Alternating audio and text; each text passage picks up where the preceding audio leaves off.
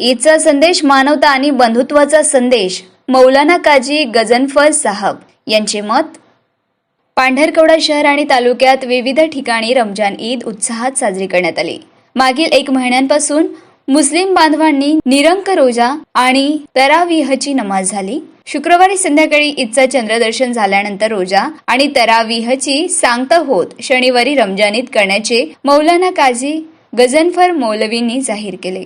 पांढरकवडा शहरात शनिवारी सकाळी 9 वाजता ईदगाह मैदानात मुफ्ती इर्शाद साहब यांच्या मार्गदर्शनाखाली समस्त मुस्लिम बांधवांनी सामुदायिक रमजान ईदची नमाज पठण केली.